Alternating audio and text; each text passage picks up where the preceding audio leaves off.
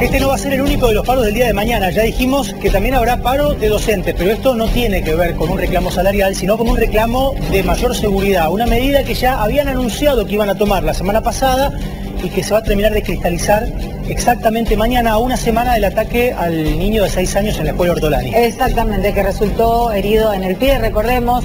Se suman docentes públicos y privados y también se suman los docentes universitarios, ¿no?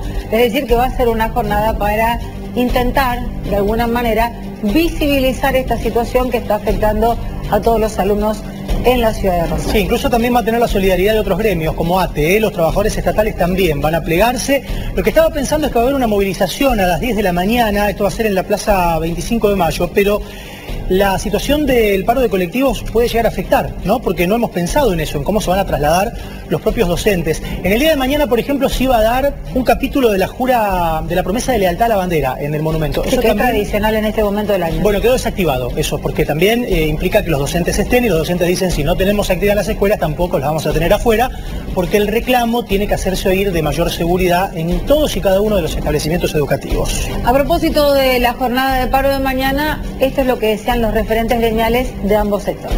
La protesta de mañana va a ser un paro de 24 horas en el departamento Rosario para todas las ramas, niveles y modalidades, y va a tener como correlato una movilización unitaria desde la Plaza 25 de Mayo a la Plaza San Martín, a la puerta de la delegación local del gobierno de la provincia de Santa Fe, en conjunto con los compañeros y las compañeras de ANSAFE, ATE y los demás gremios que se pliegan a la medida, seguramente COAD y hay algunos otros sindicatos, el movimiento sindical rosarino, el movimiento obrero que han planteado su acompañamiento, más todas las fuerzas vivas de la ciudad que se quieran sumar, padres, familias, iglesias, asociaciones.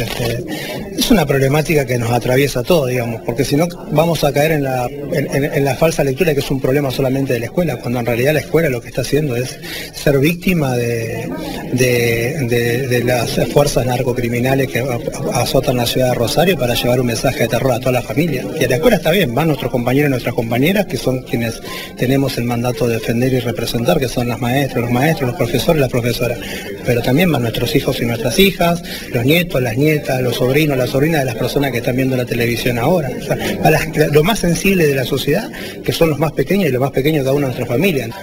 La verdad que la situación es grave y lo que vemos que semana a semana se hace más grave y la respuesta de las autoridades está muy por detrás de lo que la situación reclama, ¿no? Dijimos el martes, este balazo al chiquito al que hacía referencia Martín, ahí en la escuela Ortolani, en Empalme Graneros, fue pasar un nuevo límite. Exigimos respuestas. El miércoles masivamente estuvimos en el Ministerio de Educación. Lamentablemente de parte de las autoridades de la regional no hay ninguna respuesta a esta situación tan dramática. Entonces dijimos, bueno, tenemos que visitar con más fuerza el reclamo. No podemos seguir así.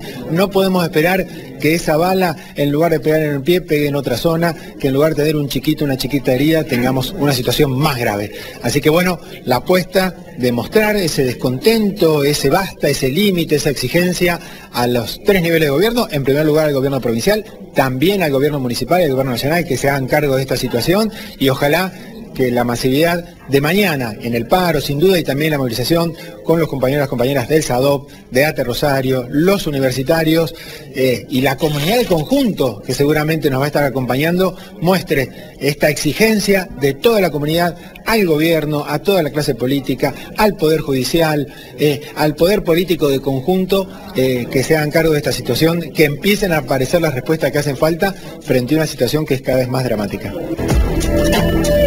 La educación es un derecho que está consagrado en la Constitución Nacional. Los niños y niñas tienen que concurrir a la escuela en un ámbito de seguridad para poder aprender los conocimientos básicos para desarrollarse, pero todo esto viene en jaque, Almudena, y no es solo la cuestión seguridad, esto viene pasando desde hace tiempo, ¿no? Sí, Pablo, y vamos a hacer un repaso por los últimos 4 años para ver quiénes están en peligro. La educación está en peligro, así lo decimos, pero son los sectores más vulnerables, los chicos más vulnerables, los que pierden más clases y los que tienen más dificultades para el acceso a una educación digna. Vamos a ver desde el año 2020 los chicos fuera de las aulas. ¿Por qué? Porque en el año 2020 y en el año 2021 por la pandemia tuvieron clases virtuales.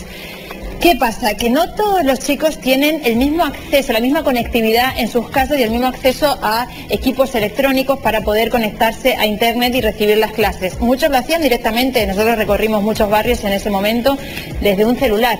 tenían que pagar los datos. Bueno, fue bastante complicado para algunas familias garantizarles esas clases virtuales. Y recordemos, Pablo, que en el año 2021-2020 no hubo clases. 2021 volvieron a finales de junio, principios de julio a las clases, después también de haber tenido otra ola de contagios del COVID-19. Bueno, y acá los resultados de las pruebas a aprender de 2021 que fueron claramente peores que los años anteriores.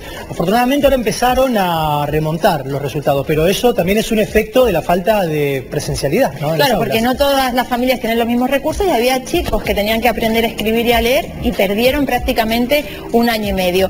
¿Qué pasó en el año 2022, el año pasado? También fue noticia la educación y las escuelas públicas, principalmente, aunque también había algunas privadas, porque no tenían gas. Empezaron las clases de alrededor de 180 establecimientos educativos en la ciudad de Rosario, no contaban con el servicio de gas y necesitaban realizar obras. Por eso le pidieron a Litoral Gas que le diese prioridad a las escuelas porque llegaba el frío y en muchos casos se tuvieron que suspender las clases. Alumnos que hicieron frazadazos porque decían no podemos ir a clase con este frío. ¿Por qué? Porque las escuelas más precarias, las que están en barrios más vulnerables, muchas veces tienen los vidrios rotos o no tienen las ventanas con los cierres que se necesitan y hacía mucho frío en algunos casos. Esos eran resabios también de la pandemia, ¿no? De haber tenido las escuelas cerradas un año y medio, las instalaciones se deterioraron, incluso a lo mejor hasta con problemas de infraestructura, los robos, el vandalismo, y entonces vandalismo. Las escuelas sin gas con los chicos muertos de frío. Claro, fue la noticia del año pasado donde también la educación estuvo en peligro en cierto modo porque no todas las escuelas tenían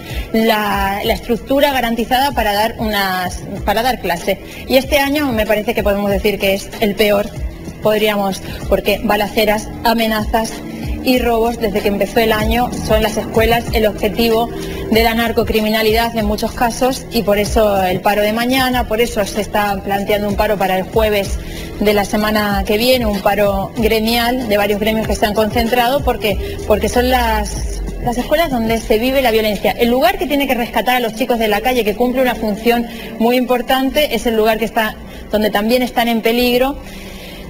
Hay cierta crítica al paro de mañana, porque muchos, sobre todo autoridades, dicen está bien un paro para hacer ver lo que está ocurriendo, pero al final los chicos terminan estando en la calle, donde en muchos barrios están más en riesgo que dentro de la escuela.